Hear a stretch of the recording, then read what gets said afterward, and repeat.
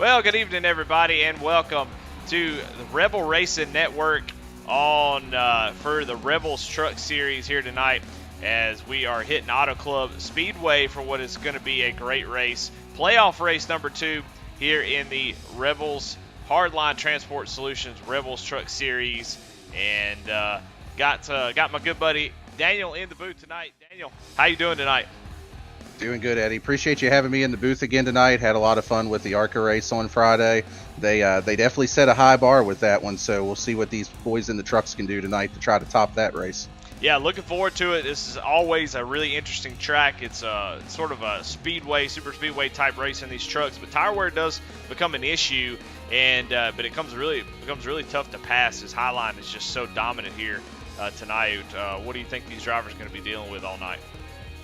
This race definitely could turn into a little bit of a wild card because the drafting is going to be huge at the beginning of the race. It's going to keep everybody bunched up, but like you mentioned, tires are going to come into it. This track's super abrasive. I think these guys are going to be fighting a little bit of the track position and the aero tight that we see with a lot of these speedway races. And I think we'll see some guys kind of break off in packs together just based off of their raw pace anyway, but it's going to keep everything close and keep the racing exciting. Yeah, absolutely. Let's talk about this race, playoff race number 2, and we got playoff standings to check it out to see who's running where. The round of 8, Dylan Bates locked in, so you see your playoff drivers. That's something that we're going to be paying attention to all night long, is where these playoff drivers next week will be the cutoff race. We'll really be worried about the points, but somebody's going to be able to lock themselves in tonight, and so out of that group, one of the toughest groups to deal with as far as playoff drivers. As far as the back of the pack standings, we got Alex V leading the way there. Corey Bigley Jr. is right behind him, so we'll keep tabs on that as we go through. Really cool deal there, Daniel, to give out back of the pack championship. Yeah, it's something really cool that Rebels Trucks started doing last season, something to keep guys entertained, to keep them invested in the series once the playoff starts. A lot of times you'll have guys just kind of drop out. They don't want to get in the way, so gives them something to race for, gives them incentive to show up, so that'll keep things tight and interesting too. That's absolutely right. Well, let's go ahead and get into the grid, man. We are already ready to roll. Who is going to win the Chuck Pegleg Pole Award? Let's see and find out. I don't know. Yeah, we're not going to have a heat race. That's good. Let's see who's starting on the pole tonight. Going to be Sean Cool with that top time. He's going to be the Chuck Pegleg Pole Award winner. And let's jump into the Jeff Bide Jr. Art starting lineup. Kyle Roberts outside the front row. What a great qualifying effort for him. He's going to start in outside of Sean Cool. Row number 2, Jonathan Cofield, Tracy Passons. Row number 3, Dylan Bates locked into the next round. He can just chill, but I would imagine he's going to go for those dubs if he can. Daniel Pope looking to clinch his way into the final 8, too, currently leading the point standing. So Andy Kurtz is going to be in 7th. Corey Bigley going to be in 8th. 9th, Michael Kostick. 10th, Chris McLean. You can go from here. Jonah Colbert has qualified P11. He'll be starting from the pits tonight, though, with Brett Bieber in P12. Got Larry Stubblefield rolling off 13th. Cody Bames starting 14th alongside him. Got old Brandon Bubba Wallace and T. Rice heading up the next row in 15th and 16th. Got Matt Knights and Stephen McDonald in the next row, 17th and 18th. And Eric Tracy and Gary Wright rolling off in 19th and 20th tonight. 21st, Davy Jones, and 22nd, Mickey Isaac. 23rd, Charles Stevens Jr. 24th is Josh Oswald. 25th, Brandon Pollock, Kenneth Peck. 27th, Elliot Carlson. He'll be starting from the pits as well, and Curtis Sauberan. We got to roll. Alex Veith, Tommy Osborne, Mike Veith, James Nelson, Matt Clemens, Mike Pertosa, Travis Bieber, Blake Hopp, and Spencer Gay rounds out the rest of the field. That's your Jeff Bide Jr. starting grid. And man, we got a lot of trucks here tonight, and we're almost ready to go green here, Daniel. We are. They did not mess around coming to grid. Didn't give us time to hardly get through it, but they're lining up, coming to the green flag in the restart zone. We're ready to get rolling here at Auto Club tonight. Yeah, Barney's got the green flag in hand, and he is let it roll as we are under green here. 75 laps at Auto Club Speedway, and so far so good. 3 wide as I go down to the corner. Going to be a little bit tough to see tonight as there is a fog over the track. And, ooh, we see somebody shooting up the track. Oh, we got it spinning already. Dylan Bates goes around. There's a big wreck. Oh, Michael Kostick going to be involved. Trucks all over the places. There's nowhere to go. The track is blocked. Oh, my gosh. Mickey Isaac goes for a ride, and then Dylan Bates goes down the track and hits Travis Bieber. Well, we talked to Jonah Cole before the race, and he said, expect a wreck on lap 1, and that's exactly what happened. Whew, good grief. He called it 100% right on that one, Eddie. He even said that maybe starting in the pits is the safest place tonight. I think it definitely took out a few playoff drivers with that. I know Dylan Bates is already locked into the next round, but I saw Travis Bieber got some damage out of that. You mentioned Michael Kostick, so definitely some playoff implications here early tonight. Yeah, trying to go back and see what happened, man. That was sort of wild. We saw Dylan Bates kind of chase it up the track as we'll kind of just go ahead and watch the whole damn thing from the start. Dylan Bates' perspective, kind of watch the first lap as they everybody going down in the turn, trying to do what they need to do to get up to speed here. And it looks like somebody got loose in front of Dylan. I believe that was Schofield. Dylan kind of chased it a little bit, trying to stay off of him, and then all hell broke loose from there. Yeah, then it's just a mess. Is everybody trying to avoid him, and then just pulls down the track in front of Tyler Bieber, or Travis Bieber, excuse me. Couldn't find my camera. And I think Travis, he was a little slow on his qualifying lap, which I think was intentional to try to be at the back of the pack, but ahead of those guys that they probably weren't going to turn a lap to try to avoid it, and then he gets caught up in it anyway. So definitely unfortunate for him if that was a strategy play there, and it just didn't work out in his favor at all. Yeah, the 58 gets really loose. The 05, Andy Kurtz, also gets loose. See, Kyle Roberts actually got loose a little bit ahead as we watched Dylan Bates just sort of pinball down the track as everybody goes around. And Mickey Isaac with a big, we'll actually go back and watch from Mickey Isaac's camera if I can find him. There's just so many dang cars in here. We'll go on board with him and watch this as Mickey Isaac goes for a ride. Yeah, Mickey just nowhere to go in that, just like everybody else, just victim of circumstance. I mean, you got somebody stopped right in the middle of the track like that in front of you. There's just absolutely nothing you can do at that point. Yeah, and then we'll go on board with Travis Bieber as he is riding in the back, man, just hanging around and just back there minding his own business. He sees everything happening up in front of him. He's checked up. He's got it missed, and then just awful timing. Dylan, I mean, I know it wasn't intentional or nothing. He's just trying to get going and get caught back up too, and just Travis, wrong place, wrong time. Yeah, I mean, you can see all the drivers involved there as that was just a massive pile up. So, man, really, really crazy start to this race. As you see a couple drivers already got their fast repair and using it early. That is crazy on lap 1. Yeah, that's definitely going to put some guys behind the 8 ball here, because we still got a long way to go in this race, and all of these restarts, I'm expecting kind of the same thing to happen here. I mean, these guys are going to be fighting for every position they can. You can't just roll over and let people go. And, I mean, that puts you a long way to go without a fast repair the rest of the night. Yeah. Yeah, it looks like the lights are starting to come on maybe a little bit and help us see. It looks like the fog is starting to fade, like you said, but some camera angles still have it. So I do apologize. It is pretty dang dark, but we'll fight through it.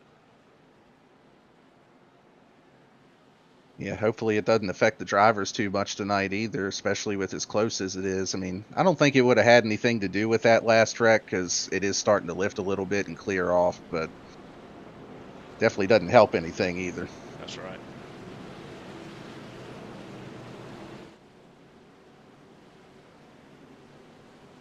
I still got Sean Cool out front and Tracy Passons in second, and Daniel Pope on this next upcoming restart. Cody Bames already worked his way up to 5th with all the calamity there, so a few playoff guys already making their stake up front here. Looks like getting ready to come to the restart too. Yeah, coming to the restart, Sean Cool going to lead us down to the green flag. And gets a good jump there as Tracy Passon's going to be fighting off the 16 to Daniel Pope as they go down into turn 1. This fog is really laying on my my computer. I can hear my CPU just going, way. It could be worse though, Eddie. It could be like some of those Grand National races with fog so thick you couldn't see 2 car lengths in front of you. So hey, ain't that the truth? Well, so far so good.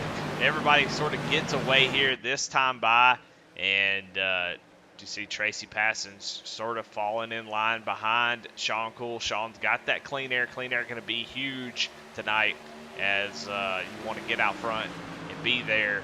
And as the run starts to kind of push forward here, we're going to start seeing guys maybe take shots. You got to take stuff early, I think. You got to really I don't think you can wait around. If you can make a pass, if you get a run that you think you can clear the guy, it may be worth going ahead and doing it. As time starts to wear out here, it is going to be harder and harder to make those passes. So most definitely, it's going to create a little bit of urgency on these restarts. Guys are going to have to try to make moves when they can. And you can already kind of see it up here at the front. Top 4 or 5 starting to get single file in line and just kind of ride here. And you know, once you get to that point with these trucks, you really got to have some help to try to make a move. And if you don't have somebody go with you, you're just going to get hung out and they're just going to freight train you. Yeah, it's a weird game you have to play. You have to decide, you know, am I going to ride? If I'm the 53, I might just try to push Sean Cool and try to pull away a little bit if I'm the first 3 or 4 drivers, you know. I always try to do a little bit of math. I know I'm from Mississippi, but math every once in a while is a good thing. And if I've got 4 drivers that I'm racing, that gives me a 25% chance of winning the dang thing. But if I get up here and race it out and I let 10 drivers, that only gives me a 10% chance. So, you know, it's one of those deals where it's hard to say. You want to try to pull away with the guys you're racing around, but you also have to fight for that track position. You're right. In a perfect world, you'd love to have a teammate or 2 up there with you, which I believe that the 25 and the 16 are teammates. So, I mean, that definitely does help you strengthen numbers, but Tracy doesn't care about the teammate game right now. He's going for the lead here, Eddie. Yeah, looking down to the inside, he's got a nice run. See if he can complete this pass. I know it's hard to see on the screen, but he is able to complete that pass. So Sean Cole going to fall back to 2nd place. We got racing going on all over the track. Good grief. Good move there from Tracy to take that lead. Sean's fighting back on him, though. I was wondering if he might have been struggling a little bit. So it looked like he tagged the wall off of 2 on that last lap. But if he's struggling, he ain't showing it. He's going right back after him here. Yeah. Good racing side by side for the lead. Yeah, no doubt. Love to watch these guys race it out like this. Just getting with it. We watched some great racing Apex that was like that, where guys just flying all over the place trying to get in that track position. So anytime you have to lift here, you lose so much momentum, and it can really eat you up. Somebody from behind you can get that run, and you're not going to be able to really do anything about it. So. Well, and the one thing we also hope for Tracy right here is that he remembers to breathe on these laps while he's up front. So if he's got the broadcast playing in the background, this is your reminder, breathe, Tracy. Yeah, still a great battle. Sean Cool back to the inside. Here comes his teammate. Right behind him, Cody Bame going to line up on the bottom. Tracy feeling really lonely up there on the high side. But they know they got to go. The tires start to wear. That high side is going to be dominant, I believe. I don't know. I haven't seen the race play out just yet, but I would imagine that's going to be the case. So you want to try to make those passes. You can look down at the bottom right of your screen in the Rebel Racing Network picture and see what some of these guys are having to deal with in the pack. And it is just a cluster. You got drivers all over the place, outside, inside of you, as we're on board with Travis Bieber as he tries to make his way through the pack along with Jonah Colbert and Jonathan Cofield. But, man, this battle for the lead is something else right here. Sean Cool gets away. Here comes Corey Bigley Jr. I mean, And I don't Corey know if it's Bigley's joined the chat, and we've got Larry Stubblefield has joined the party up here at the front. He kind of snuck up on these boys and made some ground up on them, and he's getting ready to throw his hat in the ring here. Yeah, Mr. Two First Names Larry Dale up there getting into it, and he's gonna take advantage of this. He's pretty good about getting up front. He is constantly up front. He's up 7 spots. So these guys on the move. Let's take a look at people that have made big moves already. As man, Curtis Sauber and Spencer Gay, Alex Veith, all up multiple positions, and that's a lot of positions gained. So I think some people went down pit road to get fuel, and some damage fixed, obviously, with that, so that helps. But regardless, track position, no matter how you get it. Yeah, definitely. Charles Stevens, another one of our playoff drivers. I know he didn't have the race he was looking for in the first race this round, and didn't have the qualifying effort I'm sure that he wanted, but he's up here in P8 so far, up 15 spots with all the with all the carnage on the first lap. He was able to get through that, it looks like, and I know he's down overall, but even Dylan Bates has had a good recovery back up to 9th place right now after what happened to him on the first lap. Yep, absolutely. These drivers starting to pull away, the front 6 out to about a 2-second lead over 7th place Eric Tracy. So guys being smart, they're taking runs when they get them, complete the passes, not running side by side for too long, and that's allowing them to start to pull away from this group. Sean Cool sort of leading the pack up front. Now, some people come down pit road and got fuel, but it was on lap 1, so I don't know how much that's going to really benefit them. But could be something to think about in the future. Don't really know what the fuel run is tonight. Daniel, you know what the fuel run? Yeah, I was talking to a couple of drivers earlier in the race. I figured I could be our pit reporter here on the pre-race, walking the grid a little bit, and they sounds like if you're running by yourself, you're right around 25 to 30 laps on a fuel run. So I mean, you'll be able to save a little bit in the draft, and that might be what Daniel Pope and Sean Poole are trying to do right now, as they swap the lead. Maybe trying to work together a little bit so one person isn't leading the line the whole time and burning their fuel up.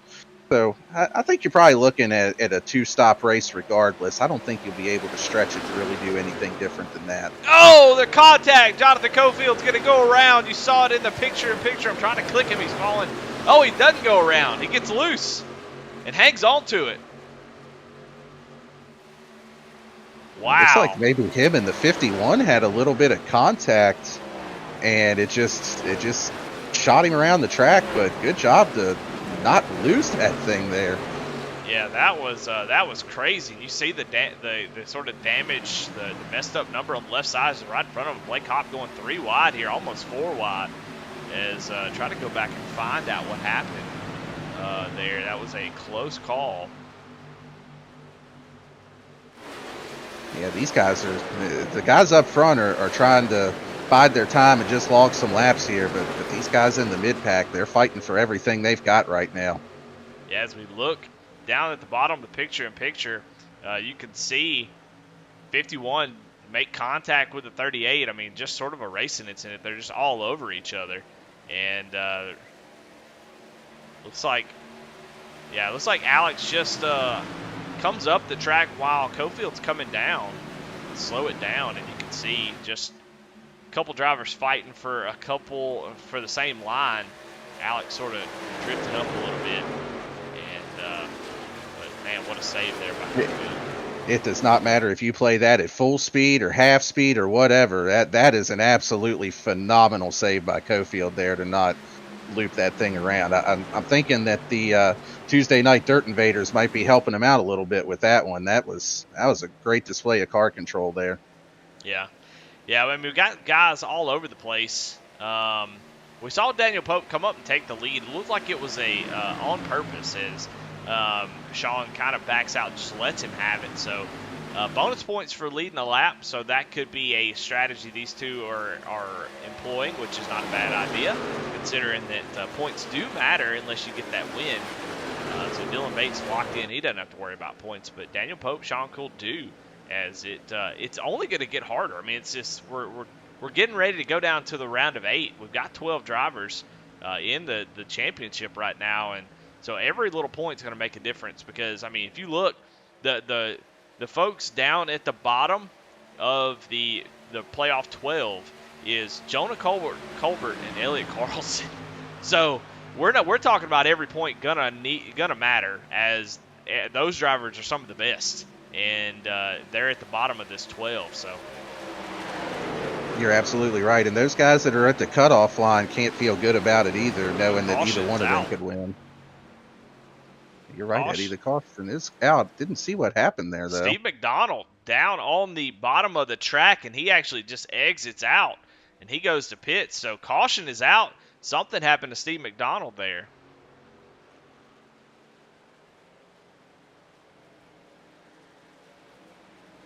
So early exit for Steve McDonald, who we'll try to find out what happened. If you want to, got anything you want to talk about? I'm going back to look at it now. It looks like he just blinked out a couple of times coming down the straight. Oh no, I see what happened to him, Eddie. It looks like the number 7 of James Nelson had an issue and just shot straight up the track in front of McDonald.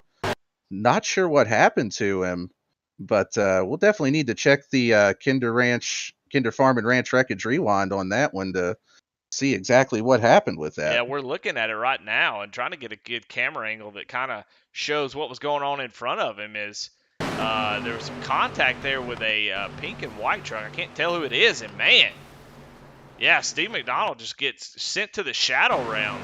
As who is that pink car up there? That's our dear leader Brandon Wallace in the 99. It looks like that, and nothing that he did wrong. Looks like just two guys fighting for real estate there. Going back and taking a look at it. Check it out. He gets a bump from Elliott Carlson. Yeah, Elliott Carlson gives him a shot down the straightaway. And let's go on board with him as we're trying to just see what in the heck went on there. There's a lot of things going. It's like it's a weird thing. We're trying to put the puzzle together here to see what happened. We started with McDonald, go to the 7, the 99, and yeah, and then poor Stephen McDonald, man, just minding his own business. James goes out, hits that inside wall, and just clobbers McDonald. You see, he clobbers him so hard he just left. Yeah, definitely hate that for him. Just victim of circumstance there, and even the events leading up to it are really just a product of the racing that we've got here. Yeah, it can be frustrating. I mean, there's no doubt about it. It can be really, really frustrating to watch a battle off pit road, but it can be frustrating knowing you can't pass somebody and you're trying the best you can to get around them and just not able to make that pass work, and it gets frustrating. You know, you're trying to get somebody to go, you don't have anywhere to go, and use the bumper, or maybe try to get him to push him ahead.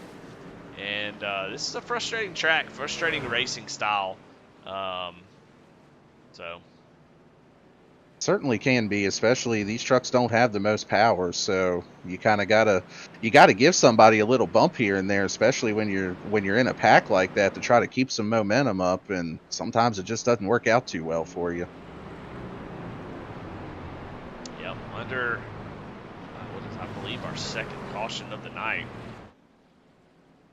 as Travis Bieber stays out on the track. Interesting call, because he's going to trap a couple of guys a lap down. Yeah, it looks like he's going to come down pit road here, so maybe Travis just trying to stay out and lead a lap with him being in the playoffs, and he is tight on the cutoff line here too. Him and Charles are only 10 points separated, and he's 3 points behind Tracy coming into the race, so just be a little point play for him here tonight. Nicky Isaac, Gary Wright going to get the waiver round, so with Travis pitting, that gives them the opportunity to go around and get back on the lead lap, so good for those drivers. Sean Cool, Daniel Pope assume the lead as they all come down pit road, got 4 tires and fuel. Definitely want to be getting that right now. As you know, I don't think we can make it from here. So there's definitely one more stop to be done, and yeah, so looking forward to seeing once they get bunched back up. I think it's just only going to get more chaotic if we continue to have cautions, though. It's going to be a lot of desperation moves. Absolutely. The later we get into this race, you're going to see guys taking more chances and taking more risks, and we definitely got at least one more pit stop left. They should have 2 more sets of tires in the pits, I believe. So I don't think that the tire strategy is really going to come into it here, but the on-track action is going to be pretty ratcheted up here as we get deeper into this race. Yeah, I'm watching this 78 machine of Cody Bain. That man is up 11 spots where he started, and he is right there in the catbird seat in third place. So let's watch the restart from Cody Bain's point of view as they get going across the line here. Yeah, it's going to be interesting to see what he does here. So taking off, looks like the two guys on the front row got a little bit better jump than Cody did there, but Cody going to get a pretty good run here, I would think, going down into the turn with the draft and everything. So we'll see if he can make anything happen as they go down into turn 1 and 2. Oh, he's going to get loose. Those cold tires, very scary as the 78 gets a little sideways. Close moment. That's going to open the door for the 91 as we are about as far away from the trucks as we can get with these cameras. And that's going to open the door for Dylan Bates. He goes down to the inside. Yeah, Dylan's going to look. Looks like he might have got a little loose there on the bottom, too, on that one underneath of Cody. Yeah, Cody's going to try to take the run here. Yeah, he kept his foot in it and got a run down off of 4. And you see, going to have to be fighting these guys off. He's going to look down to the inside and take a run at the lead here down to turn 1. Yeah, he's going to have to try to clear him going into the turn here. I mean, he might be him. able to try to pull the slider on him here. Oh, slide job! So close. Not quite able to do it. I think that's going to be tough. He doesn't have the run now. He kind of stalls out. He's like a parachute. But let's see if he can make 3 and 4. He's clear of him now. If he could just slide up in front, he's got it. He drove that thing down in there into 3 and 4, and he's going to go to the lead here. So great restart there for Cody, even with that little bobble he had in 1 and 2. And he is going to be the man on the point right now. Yeah, another driver getting that bonus point for leading the lap. And you look on the standings right there. You look at the top 4, all playoff drivers. So it shouldn't surprise you at all. Then you got Tracy Passon, Charles Stevens in 7th and 8th, Andy Kurtz, Michael Kostick 11th and 12th, and Jonah Colbert back in 15th. He had to start from the pits, so he's making his way up towards the front too. And Cody may not have a win on the season, but he's one that these guys have got to watch out for. He did make the championship 4 last season in Rebels, and he always finds a way to be up there. So he's definitely going to give these guys a run in this championship race. Yeah, Cody, he may not always have race-winning speed, but he has been a really strong truck all season long. He definitely has. He definitely does a good job of finishing races. Being there at the end, I feel like he's finished 3rd multiple times. So, I don't know what's going on. Got some people falling back a little bit. You can tell maybe Josh Oswald had some sort of issue. Back to see what happened to him. Yeah, it looks like most of these guys up near the front are starting to... Oh, we got one going down into the grass I just saw behind the leaders there, it looks like. Oh, hey, who was that? Andy Kurtz. Andy Kurtz trying to mow the grass a little bit, going down into the infield. Able to save it, though. We stay green. It's another phenomenal save that we've seen here tonight. I don't know how he didn't wad that thing up going through there like that. Yeah, trying to rewind if we can show it here. It's definitely gonna hurt him on the track position here, but just a great job of driving by Andy. Yeah, we're watching. Charles Stevens Jr. and Tracy Passons is where this is all going to start. You watch it down here. You're going to see the 05 going to go for 3 wide, and then you'll see the black and the orange and gray truck make a little contact, and poor Andy will be on the receiving end of back end. Oh, and then he got door slammed down into the turn. Yeah, just goes right to the grass. Got back out on the track. That truck looks pretty hurt though. He's starting. I don't know if he's got the speed he once had, as that right front is too important. So Andy may be hoping for a caution really quickly. Yeah, with the track position and the damage, he'll definitely need a caution to get back into this one, but you certainly can never count him out. Now, got a pretty good battle going on up here for the lead too, Eddie. Yeah, the 114 is really mixing it up here now. That red Valvoline 114 machine is 2 laps down. Not really sure how he got 2 laps down. Unless he sped down pit road. Now that may have been the reason why, as he had to come back down pit road, lost a couple laps because he was the leader and came down pit road. So I don't know how that happened. Yeah, I think he may have gotten a penalty for either entering or exiting a closed pit, because as soon as we went back green, I did see in the race chat that he let everybody know he was pitting in again. So Yeah. might have been a penalty with that, but he's being a factor up here right now. He is glued to the back bumper of that 78 truck and working with him, trying to push him back to the lead here. Yeah, it definitely looks like that it was a 40-second hold for speeding, or whatever a 40-second hold is for. I think it could be multiple things. So that put him way behind the 8 ball as Chris McLean up into the wall. But, man, look at this train up front. It is all kind of mess going on as Cody Bame leading the way, and Sean Cool jumps down to the inside, but Cody blocks it off as they come off of turn 4. Man, great racing by these drivers as they are really putting on a show here on lap 30. Yeah, these guys are definitely starting to turn the intensity up here. They know that it's go time. I mean, we may only be right around halfway, but every position you get now, you never know if we might get another caution. I mean, the way they're racing, I wouldn't put it past anyone, but I mean, you never know when these things might go green to the end. You got to take what you can get while you've got all these trucks under a blanket like this together. Yeah, it almost looks like, Daytona, Talladega. It's pretty crazy to see them all over each other like they are. It doesn't seem like anybody's really making up any ground, though. That's the weirdest part about this track is that you'll see guys all over each other and sort of fanning out. But, it seems to be pretty difficult to make these passes and lead them unless you're in second. You can kind of drive by the lead car. But it seems like the draft really strong is kind of keeping everybody bunched up. Yeah, it's definitely not going to let these guys get away from each other.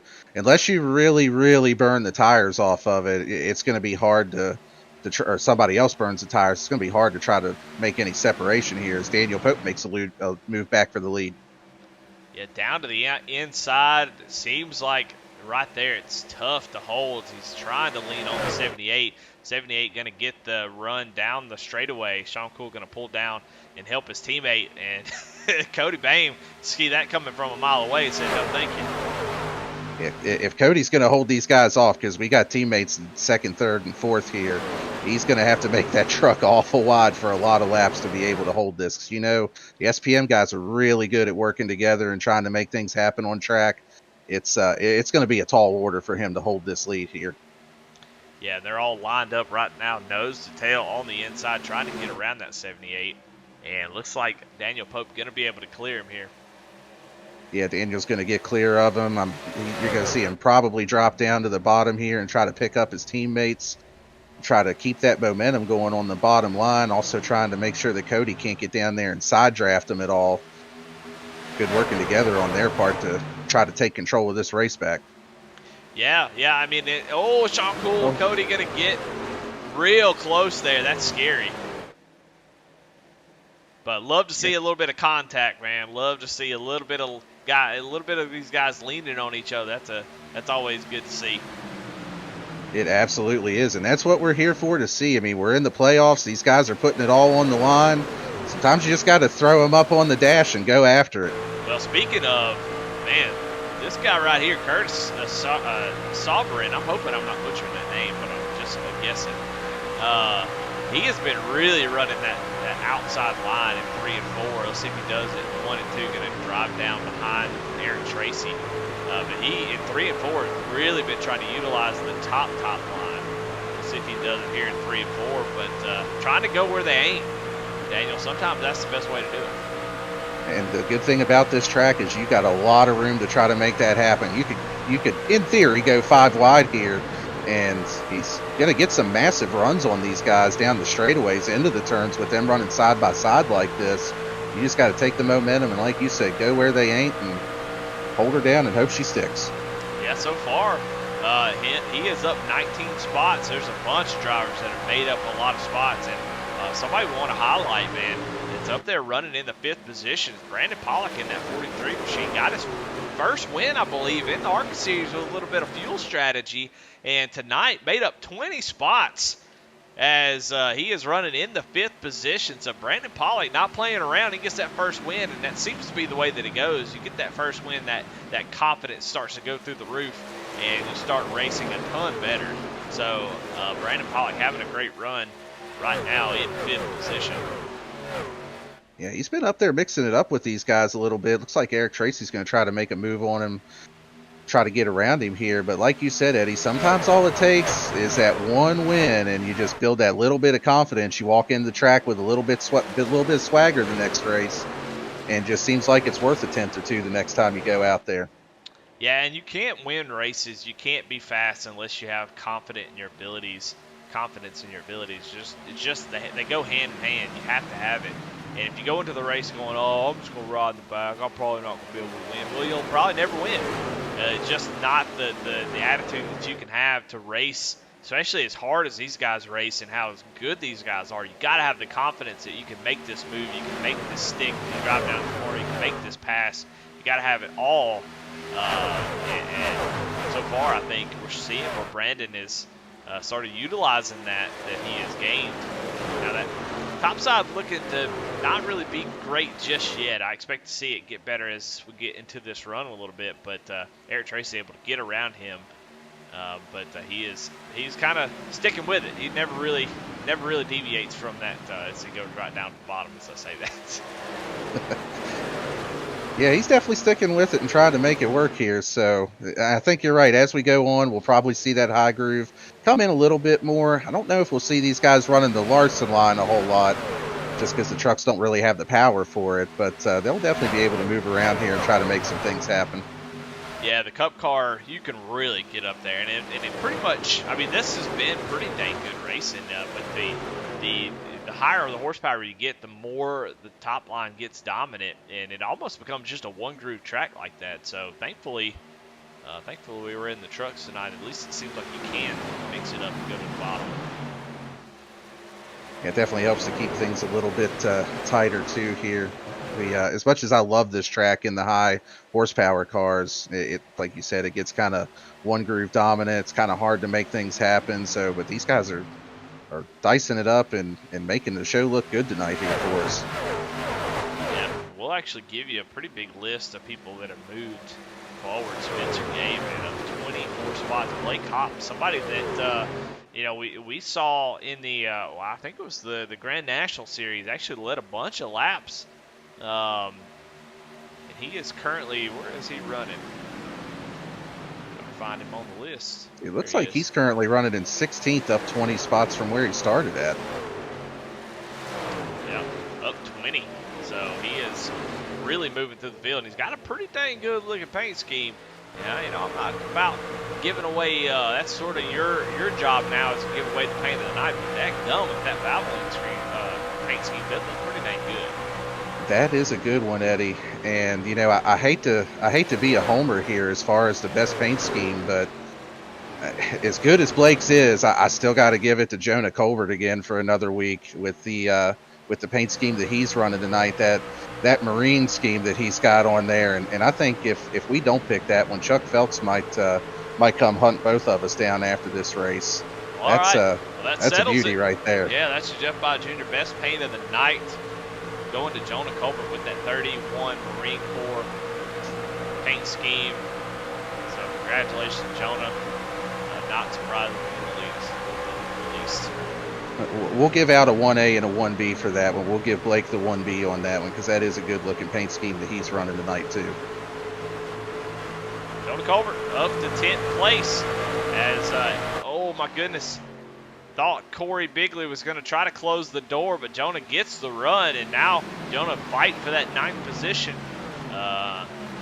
So that 31 truck looking strong. He had a tough race last week, actually got a penalty for some under the caution stuff, and so he had to start from the back, actually start from the pits, and it's slowly but surely been working his way through the field.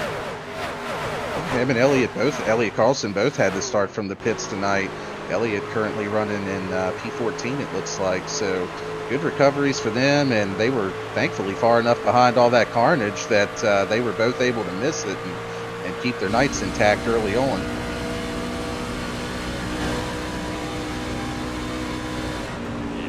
Charles has been involved in another incident not too long ago, but Jonah so far has been pretty clean.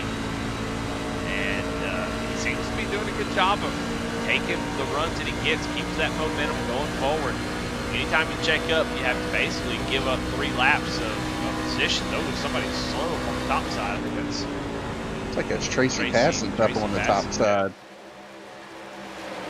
Looks like he has some damage from an earlier incident, and that truck is just, it's just wounded right now. So he's doing everything he can do to try to log some laps and keep some points here for the championship race. Yeah, Tracy in the playoffs, so not what you want to have happen here tonight. Being a playoff driver, he has not used his fast repair, so he's looking to get down pit road. But man, it puts him in a good spot. I mean, he is the lucky dog, so gets a caution. It could be a good thing, but not what you want to have happen here. Is Dylan Bates slow? Dylan Bates, Michael Kostick slow here. Something has happened up front. We missed it. Let's see what we can do here, because it looks like Michael Kostick actually got a black flag for spinning onto pit road, it sounds like. Trying to go back and see what happened here. Yeah, we'll watch it here on the picture-in-picture and see what happened between Dylan Bates and Michael Kostick. Come up the corner, Dylan gets a little bit of that wall. Yeah, and then Dylan Bates looks like he was expecting Kostick to go down onto, down to the lower lane, and they sort of met and make contact. So yeah, just two guys zigging when they should have zagged there. I mean, I know a lot of people will expect you to go down to the apron and kind of try to shorten the straightaway a little bit, but Michael Kostick fully within what he can do as far as just holding his line there, and 2 trucks coming together right there.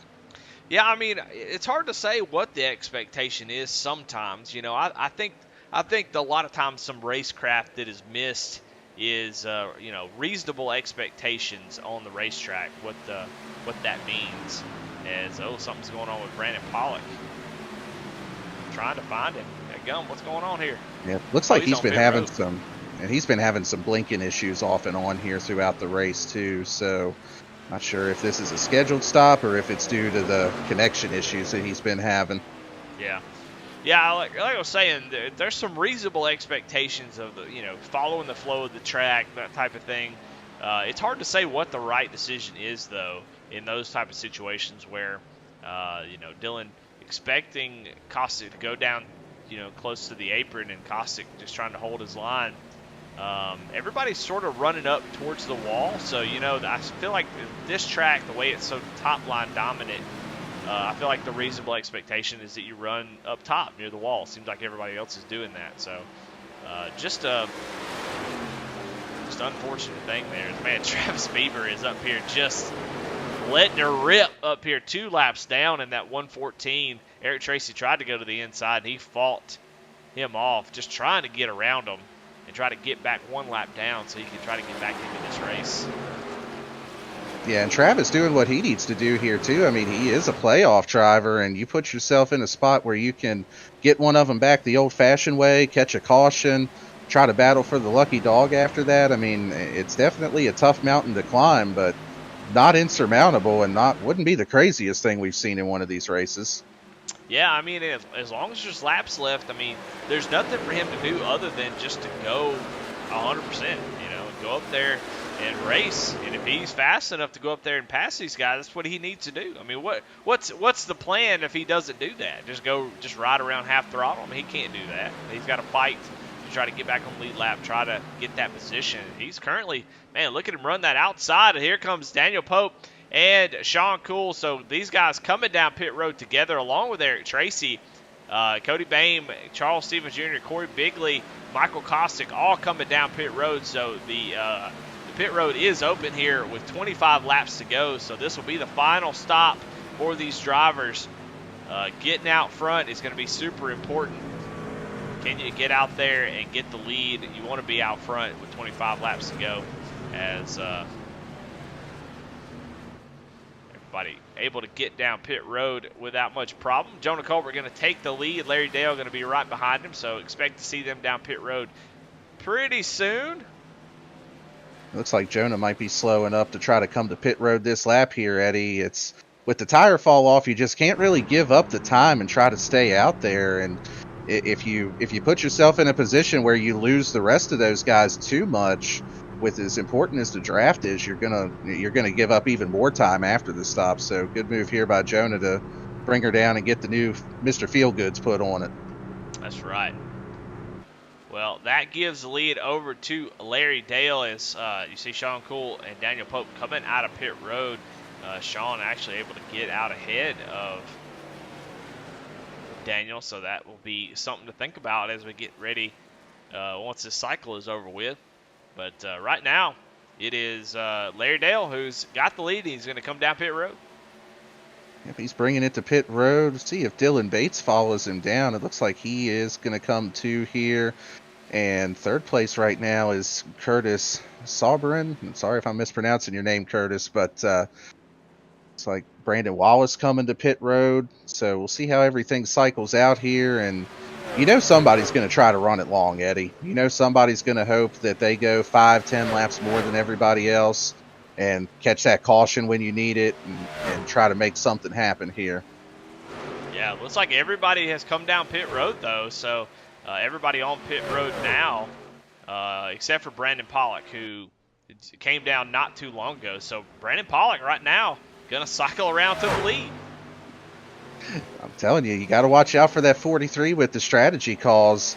I mean, it's the undercut is definitely a big thing here with pitting early, and we'll see how that works. These guys are going to have a few lap fresher tires behind them and see how that works with them trying to hunt him down here and what happens. But I like it. I mean, if you're not a playoff driver, do something different and see what you can make happen here. It worked out great for him in ARCA. It might work out for him here again in trucks tonight.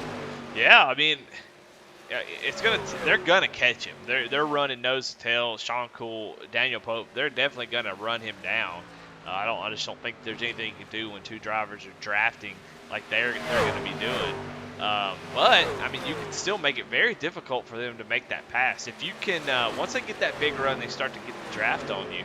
They're going to have a huge run once they get to you. If you can defend that, it can make it very difficult from there on out. So, I mean, 25 laps to go. He's going to have less than 20. They're slowly catching about 0.3 a lap, but by the time they get there, will the tires have equalized? Will he?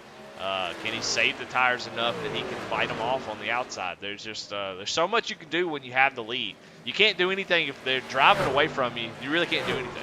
But if you got the lead, you at least have a chance and you have some options. So it's definitely worth a roll of the dice, that's for sure. I mean, even if it doesn't work out where you get the win, I mean, I know he was running up top 3, top 5 earlier in the race in that area, but it looked like he had started to fade back a little bit. And again, he's not running for points. So if you're not running for points, you might as well go ahead and give it a shot. And you never know how things might fall in these races. Well, and the way things are looking, if you look at your timing and scoring, Sean Cool, Daniel Pope about 1.1 seconds back from Brandon Pollock. But if you look back to fourth place Cody Bainman, it's 4.3 seconds. So even if these two drivers get around you, third place is pretty dang good in this series. So he the strategy may work out just exactly what he needs in his favor. Absolutely, and even though the 25 and the 16 are teammates, when it gets down to the last lap, they're going to race for the win, and you just never know. I mean, they're good drivers. They don't really make a whole lot of mistakes, but you just never know. You put yourself in that third place. Two guys get together on the last lap, you might be able to just scoot on through and steal yourself another one. Yeah, I've been waiting. I've asked the question multiple times, but I've been waiting to see when these guys, these Velocity guys, SPM, whatever team that they're on, when they start racing each other. They've been really, really nice to each other, been taking care of each other, helping each other, working together. They've done a great job, been obviously the best team all season long, especially at working together. But when does that change? I've been waiting. Round to 12, round to 8, round to 4. That's got to change at some point where it becomes a little bit more about each individual, and we get to see them race it out. And from what they've said, it's going to be in the Final Four, but we'll see. We'll see if that changes. Past the lead, though, is they were able to get that run on Brandon Pollock And I don't know if he's going to be able to do anything with this run. We'll see. Is Daniel Pope going to get right to the back bumper of that 25?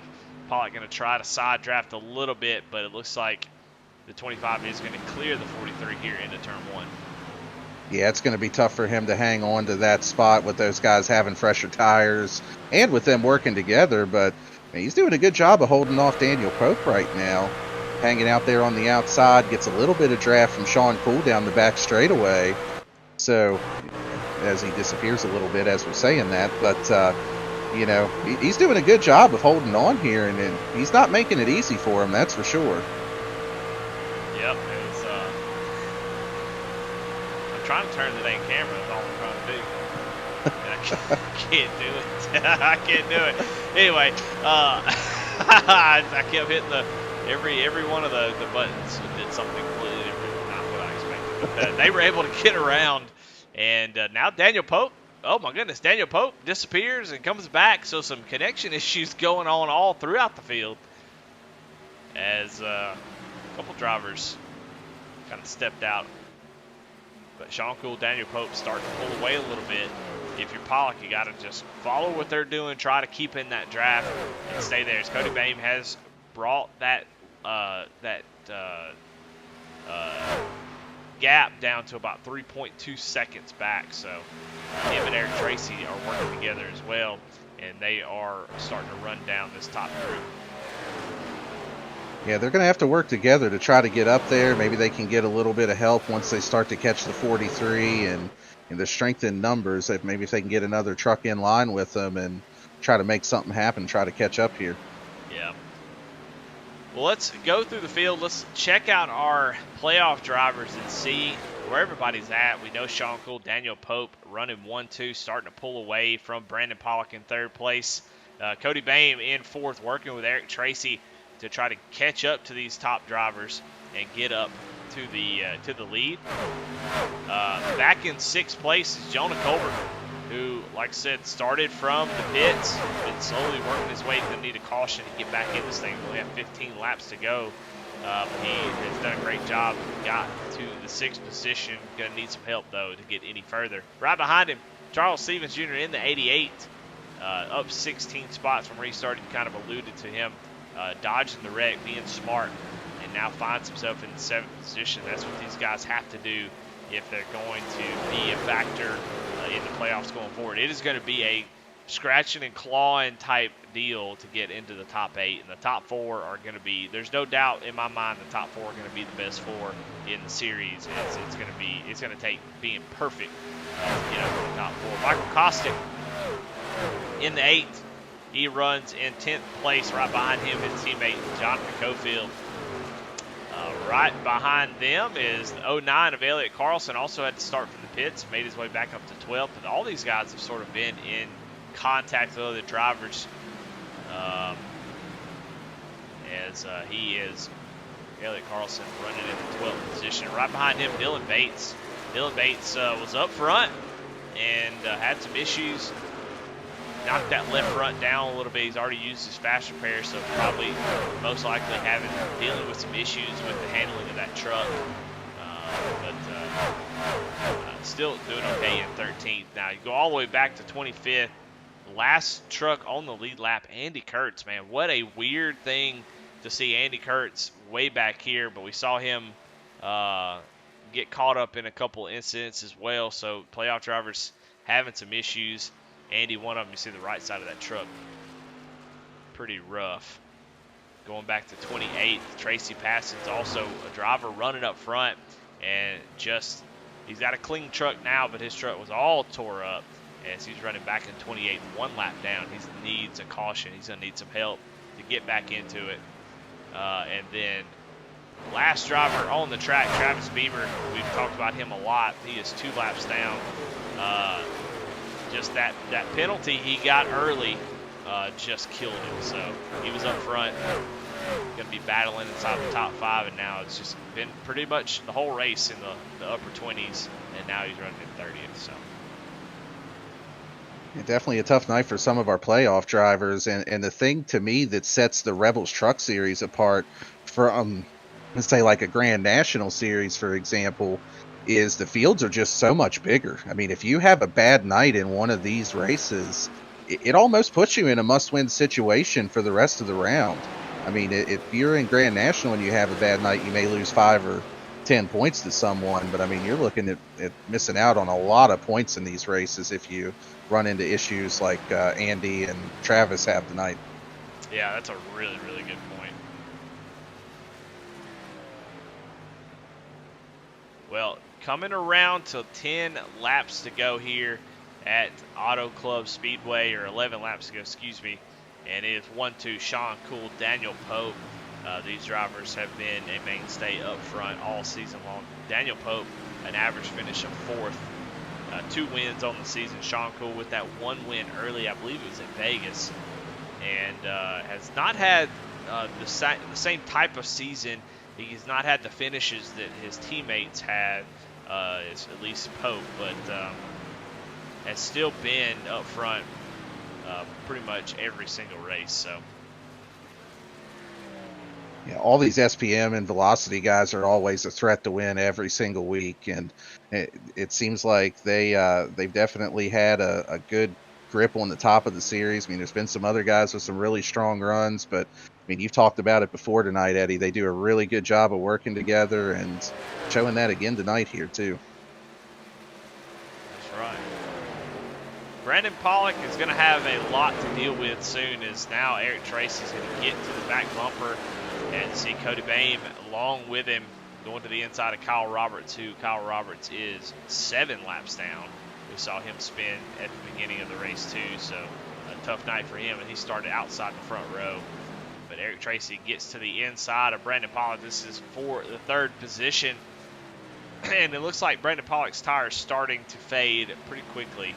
It looked like Eric had a pretty easy time going around on the bottom. Yeah, Brandon's still trying to fight back on the outside, but his tires just being so much older than everybody else's right now, I figure Eric Tracy will be able to clear him here the next set of turns or two, but it looks like he's able to get around in there and see if he can make any headway on the leaders here.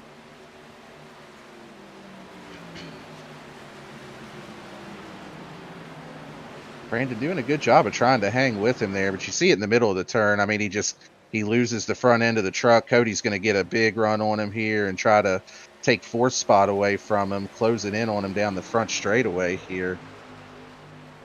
Yeah, it's so tough to try to make up ground on the entry of the corner, especially at a track like this. You really want to roll the entry and get the good run off the corner if you can. You see the 43 trying to just sort of a Hail Mary type deal, drive deep into the corner, but you know, you can drive deep into the corner and you'll make up a bunch of time on a guy, but at some point you got to let off the gas and you got to roll out of the throttle and roll back on. And unfortunately, you know, it's gonna beat you every time. So. And Cody Bame doing a good job here, exactly of what you talked about, Eddie. Oh, they get contact. together. Oh no! Cody Bame goes down to the inside. No caution. We stay green, but Cody Bame and Brandon Pollock make contact. And that is going to be absolutely killer for Cody on that. Such a good run that he was having. They come together on the front straightaway, and you can see the damage there. You can see it on the right side of the truck. It is absolutely tore up now. Brandon Pollock falling back through the field, so just absolutely killer for both of their nights on that one.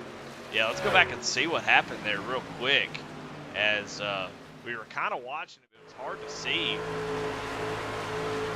Yeah, Brandon, it's a little bit of net code, unfortunately. I hate when that's the case, but Brandon Pollock did kind of stay off the wall a little bit, trying to give a little bit of space, and they come off, and Brandon Pollock's coming down, Cody Bame's coming up, and a little bit of net code, but I think they would have touched regardless. But Cody Bame going through the grass. And I'll go ahead and issue my formal apology to Cody. I think that's my first broadcaster's curse that I've given to anyone. Literally, as soon as I'm saying what a good job he's doing, gets caught up in that. So sorry about that, Cody.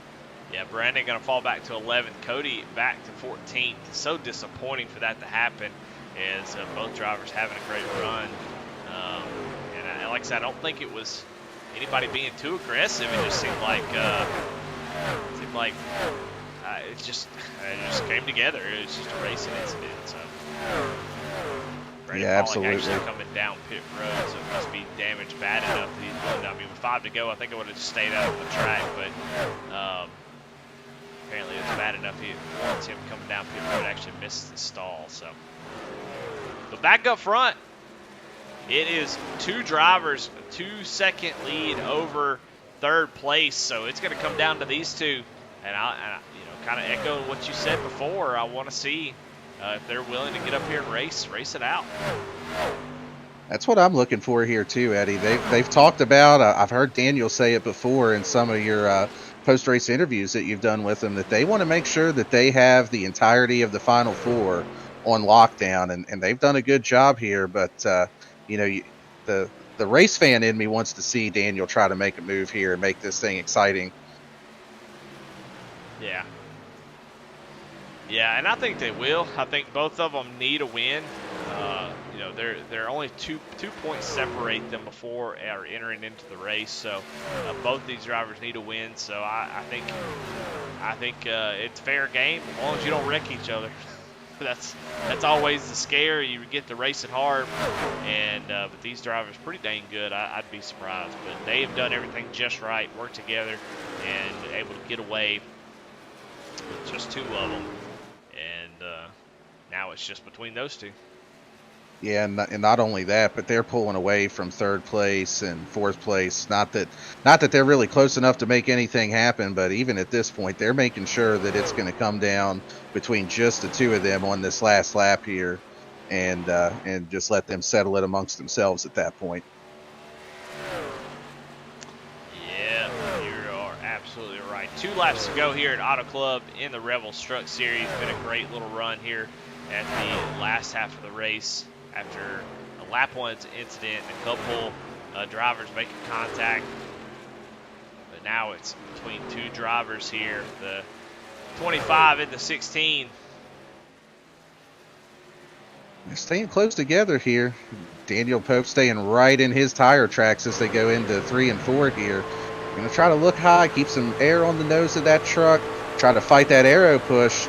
Cuts down. It looks like he's trying to get a run here on him. See what he can do down the front straightaway with him, Eddie. Yeah, not quite able to get the run through the middle off that he needed to get a run down the straightaway. But maybe didn't want to use it up too early. So white flag is out. They're going to have some lap traffic up here. Are they going to become a factor? You see Pope getting some fresh air. The 25 is going to cross his nose, going to make him tight. And Pope actually going to have to lift as he gets tight off the corner.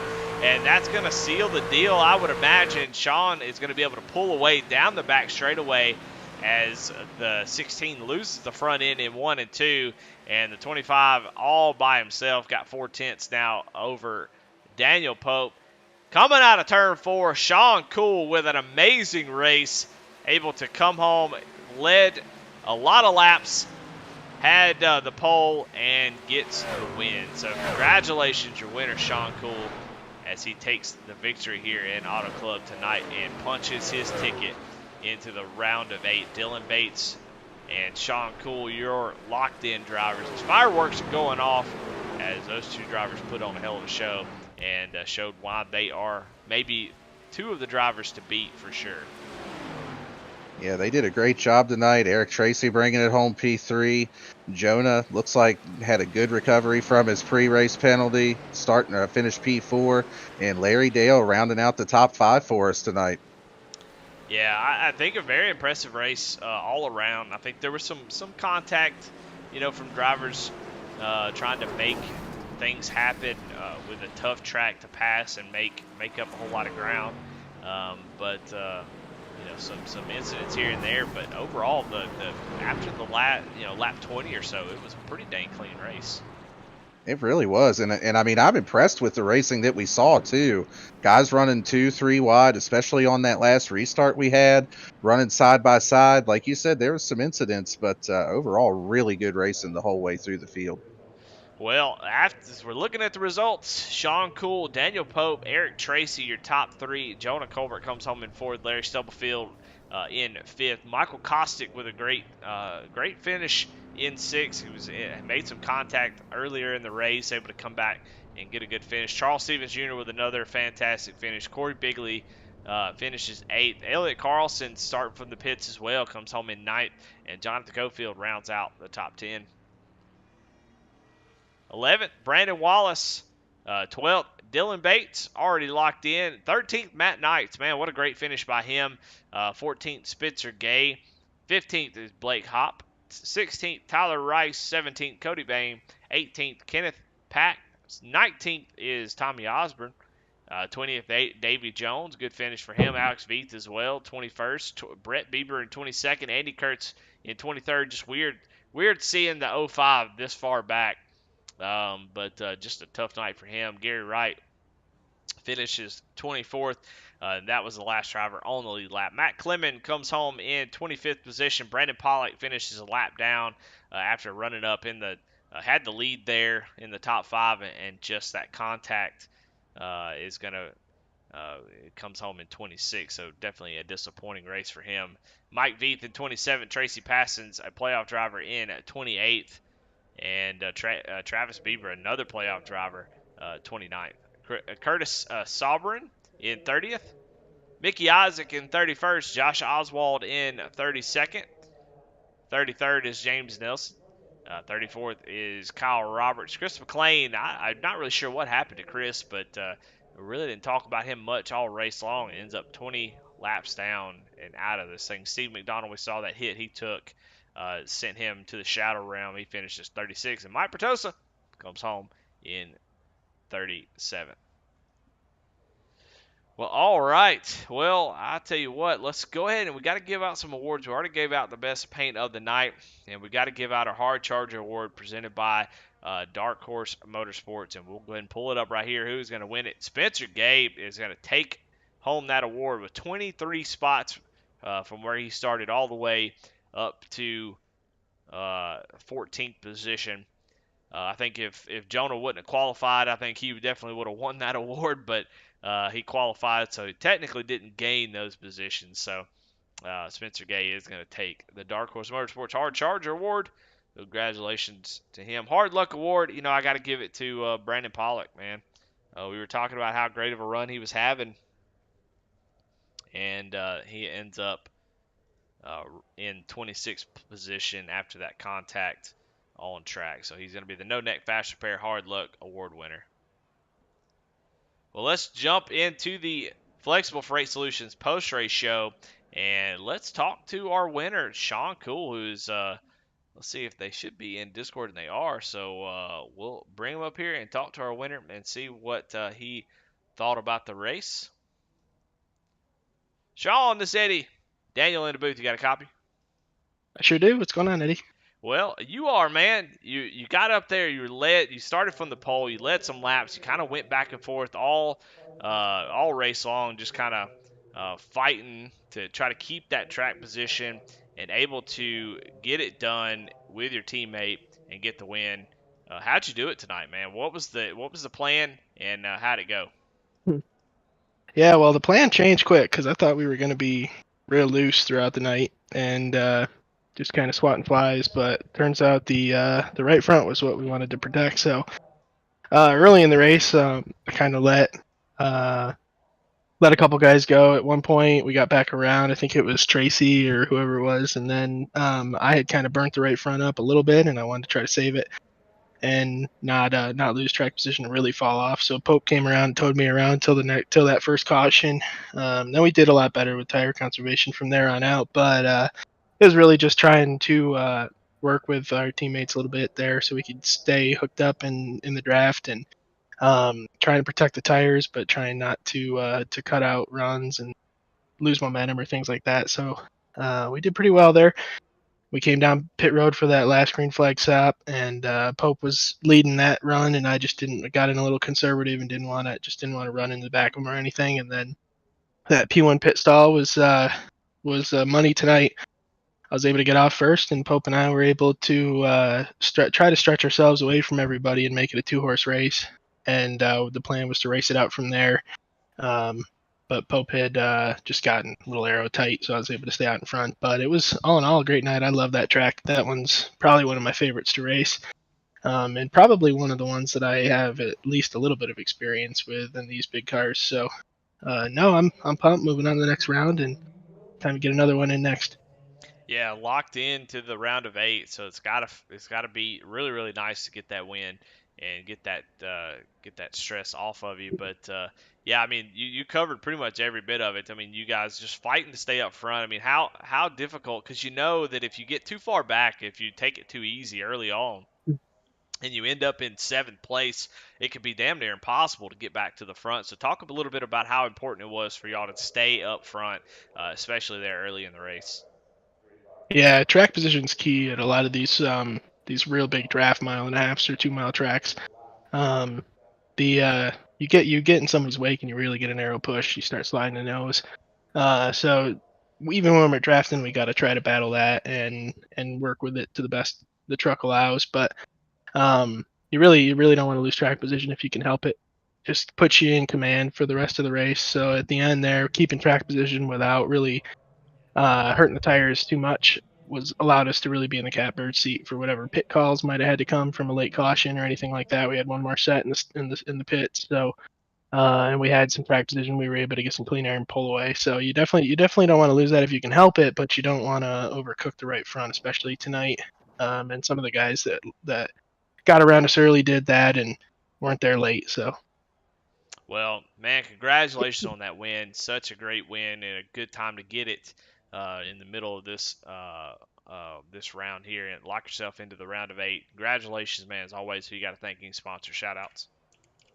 yeah, I want to thank you guys for broadcasting and everybody that works on this Rebels League, so we can come run on Sundays or any other night of the week. And I know that deal with a lot of us angry drivers sometimes, so I want to thank those guys for putting up with it. And then I'd really like to thank all my teammates. We're really working hard to try to get us as many of us into that Final Four as we can, and we're doing a good job of working together and competitively being friendly about it. So I just want to thank my teammates for racing with respect and trying to help us all so we can get there and race forward in the last race. Well, there you have it. Sean Cool with that win, locking himself in the next round. And congratulations, Sean. Thanks, Eddie. We'll see you next time. Well, there you have it. Well, Daniel, I think you're caught up with our second place finisher, Daniel Pope. Yeah, Bring let's him see up if we here in can here. get him. See if we can get him up here. Daniel Pope. This is Daniel Cunningham and Eddie up in the booth. You got us? I got you. Well, man, you had a really good race tonight. Brought it home P2. Had a really cool moment with your teammate there at the end after the race ended. Got to park them side by side together in victory lane. I saw that in the session, which I thought that was pretty cool. So, tell me a little bit about your night, man. What little bit did you need more to try to get up there and get around Sean for that win? Not be such a good teammate. Uh, it was really just one of those situations where we come out of pit lane and we were working together and we ran down the 43. Once we got by him, I knew if we stayed together to the last lap that nobody was going to be able to catch him. So I told him, I said, I'll push you to the last lap and then we'll race it like Talladega on the last lap. And he was cool with that. I tried to do something down in 1 and 2 and it was just tight. The arrow was so tight behind him. I just couldn't get the stick. When he come across and gave me the wake, it just started pushing, so I had to lift. But yeah, all in all, it was fun track, fun car, and I had a good time.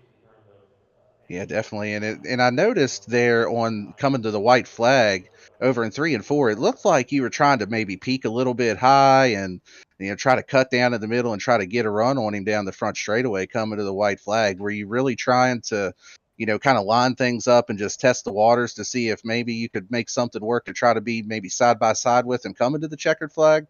Yeah, and I was trying it too for 1 and 2. I was seeing if you could enter a little higher and sweep across the wake without losing the nose, but when I tried it in 3 and 4, I got a really good run to the center, and as soon as I got in the wake behind his truck, it just started pushing. So I knew it was going to be really difficult, and really my only shot was to try to get on his right rear quarter panel in 1 and 2, but he ran the best 1 and 2 of his life on that last lap. So, it was fun. Like I said, it was fun, and I definitely probably could have got around him 10 or 15 laps earlier when the tires were a little bit fresher, but I was really concerned that it would put us side by side and and allow those guys behind us to make up ground. Because if they got within the 1 second drafting wake, they would pull right up to us. So it was better to celebrate as a team and get him on to the next round of the playoffs, and then I think we're at Richmond next week, which is one of my wheelhouses. So I felt confident going into Richmond that I'd have a good day and get him moved along so that he's already locked in the next round. Absolutely. And I know you had touched on it. I've heard you say it before when I've been watching some of these other broadcasts that your all's goal was to have a chokehold on that Final Four in the championship race and just settle it amongst yourselves and the team. Y'all are doing a really good job of getting to that point here. Two of you moving on. Looks like everybody's looking pretty good on points. I know Elliot's had a little bit of struggle, but anyway, you guys are doing really good this season. And as always, the floor is yours here before we let you go. Who you want to thank, sponsors, shout outs? Yeah, I want to thank all the guys at SPM. I appreciate everybody there and everything they do. All of our different groups that are all come together to make one big, happy family, and we all do a great job of getting along, working together. It's just a fun community, and I appreciate them very much. And then of course, you always got to give a shout out to the king of Candler, Jason Warren. He's the glue. Without him, I'm pretty sure the whole team would fall apart. So he's the best cheerleader and sometimes the driver. And when he decides to come out and run every now and then, it's a lot of fun. Right. Well, there you have it. Good run tonight again, Daniel, and congratulations on your second place finish. Thanks, man. Well, congratulations to him, and Eric Tracy has been very, very patient. So let's go ahead and get him up into the booth, talk about his race, and who didn't have an easy go of it. Sort of had to work for it tonight, up 16 spots. Eric Tracy, is Eddie and Daniel in the booth. You got a copy? Yeah, how's it going? Man, it's going good, man. Third place, pretty dang good. Just about 3 seconds back from the other two. What else did you need to get up there and maybe battle for this lead? Lap traffic kind of caught me on that pit stop. We came out with a lap car between us, and I guess he wasn't as comfortable getting off pit road. I watched those two drive about 2 seconds away from me when that happened, and that's just kind of where I stayed. Well, you had to do something they really didn't have to do. They were up front most of the race, and so they had the benefit of track position, but you had to work your way through the field. Talk us through working your way through the field, making passes. What were you doing better than just about anybody else to be able to make up that many positions and be there at the end? As weird as it sounds, because I really wasn't trying that hard to save tires, but I seemed to be easier on my tires than everybody else was. We'd hit about lap 15 into a run, and I'd really start making up spots. So that's like I'd go hard the first couple laps, try to get what I could, and then set back for about 5, and then start going again. Well, you did it to perfection. Was able to get around 16 other drivers, come home in third place with that pit at the end. Just did a great job. So, man, congratulations on third place as always, man. Who you got to thank? Any sponsor shout outs? Yeah, I mean, just all the guys at SPM. I'm sure the first two said the same thing and all that stuff. You guys putting on the broadcast and doing all that stuff. I really like Auto Club, so I just enjoy racing at that place. It's fun. Well, all right. Well, congratulations again, and hopefully we'll be talking to you next week, Eric. Yeah, we'll see. Well, all right. Well, that is it for your interviews and your Flexible Freight Solutions post-race show. I want to thank them. I also want to thank Kinder Farm and Ranch, Jeff by Junior Art, Chuck Pegleg Felts, No Neck Fast Repair, Dark Horse Motorsports, and of course you, Daniel, for hopping in tonight. Definitely appreciate you. Tell me, man, what do you think about that race? What did you did it race out like you expect? I mean, how did you feel about the race tonight? It was a really good race. The only thing that I was a little bit surprised by was actually how everybody kind of broke up a little bit on that green flag pit cycle. I figured we would still have a little bit more of the bigger pack and not just two guys like that there at the end, but I mean, sometimes that's the way it works out at these tracks, especially the intermediates and the trucks. It seems like they always tend to break up that way a little bit, but I thought this one might be a little bit different. But the other thing I'm looking at here too, not even just this race, but looking forward to next week, is we've got one hell of a points battle coming up here for the cutoff next week. We've got 4 drivers from 7th to 10th place that are within 4 points of each other, and it's gonna be a good one next week at Richmond. Yeah, and if I were to steal something maybe from Corey LaJoy, if we look over here, and I won't show it on the screen, but if we looked at the point standings, just looking before the race, Dylan Bates, dog. Daniel Pope, dog. Jonathan Cofield, the same. Sean Cool, Michael Kostick, Andy Kurtz, Cody Bang, Tracy Passons, Travis Beaver, Charles Stevens, Elliott Carlson, and Jonah Colbert. Man, insane 12 drivers. Who are you going to get rid of? I'm going to put you on the spot here, Daniel, and I know this is not a good thing to do, and you'll probably politicize it a little bit and make it to where you don't have to actually answer. Give me a non-answer, but if I had to put you on the spot and say who's going to be the top 8, who you got? Oh man, you are putting me on the spot for this one. I mean, it really is so hard to pick because, I mean, you look at who's below the cutoff right now. The 4 guys below the cutoff are Andy Kurtz, Elliott Carlson, Tracy Passons, and Travis Bieber. And it really would not surprise me to see any of those guys win next week and move on. I mean, it's just so tough. I mean, we saw Andy had a tough night tonight. It looks like Elliott Carlson and Tracy both got caught up in some incidents. I mean, throw all the names in a hat and just shake them up and pick 4 out, man. I mean, it's this series, this whole season has just been absolutely amazing, top to bottom, with how many drivers we've had, how many really fast and good drivers we've had.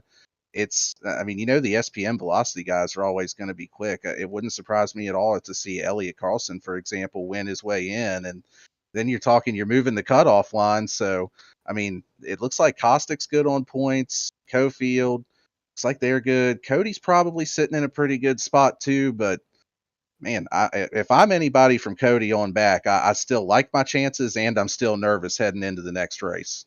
Yeah, I mean, it's insane. I really feel like Daniel Pope, Sean Cool, honestly, Dylan Bates, Daniel Pope have really been the class of the field.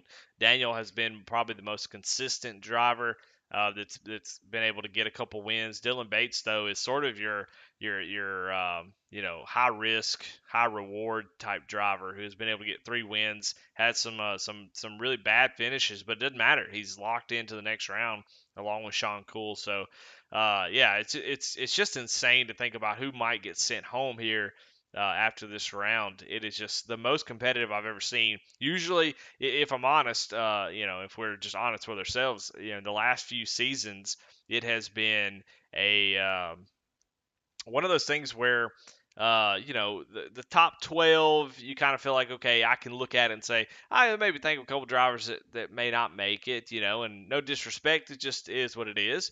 But this season, it's just insane. I could not get rid of anybody on this list and say, okay, well, they're definitely out. They're definitely not going to make the top 8 because it's going to be insane. I think the SPM guys are going to be the ones that you're going to have to fight off to get in. I mean, Dylan Bates, Sean Cole already there. I feel like Daniel Pope, unless he just has a catastrophic failure next week, you can probably put him in. Cofield, had a bad race tonight, but yeah, I mean, just who knows? Who knows? I feel like the SPM guys have been sort of turning up the heat here in the last few weeks. I expect that to continue as playoff racing continues. But so I think these other drivers are just gonna have to match the intensity they're bringing every week. The teamwork. We've got some teammates in the playoffs. You got Andy Kurtz and Travis Bieber. They're teammates. They can work together and do the same thing. So. It's I think Jonah Colbert's been working with Michael Kostick and Jonathan Cofield. So those guys are gonna have to start working together and try to break up this SPM dominance. It's really been impressive the last few weeks. So they seem to be hitting when it matters. But man, just a great race. Always love this series. Can't wait. If Richmond is indeed next week, and we actually go and look at the schedule now and see what's left here in this season. And We he do was have absolutely Richmond right. Yeah, next week. Richmond is next week. What a cutoff race to be racing at Richmond in the trucks. And then we have Atlanta Legacy. I mean, the round, is there a better schedule, or a better round in the playoffs than this round of 8? That is an absolutely phenomenal round of 8. I mean, you got a little bit of something for everybody because you got Atlanta's going to be super abrasive, a lot of tire fall off. You got the short track at Bristol where, kind of like what we saw at Dover and ARCA Friday night. You never know when the big one might strike at one of those tracks either, especially with a field as big as we've got too. And Kansas is going to probably run a lot like Auto Club did tonight. You're going to have guys that are going to be able to use the draft and stay close together. And you're going to see a lot of, comers and goers, some tire fall offs. So, I mean, kudos to Matt Lehman with this schedule that he made. I mean, he picked some good ones for these playoff races. Yeah, looking forward to every one of these races. Man, it's just going to be an amazing last few races. And then to end it off at Charlotte, you really can't beat it. So, man, thank you again, Daniel, for calling the race tonight. Definitely appreciate it. It's always better when you got somebody and do a great job. Have somebody in the booth with you makes it a lot easier. So, congratulations again to Sean Cool. Thank everybody, all of our sponsors, and of course Matt Clement for putting this thing on. And you're watching Rebel Racing Network. We'll see you next week at Richmond. Get ready to send 4 drivers home here in the Hardline Transport Solutions Rebels Truck Series. We'll see y'all next week.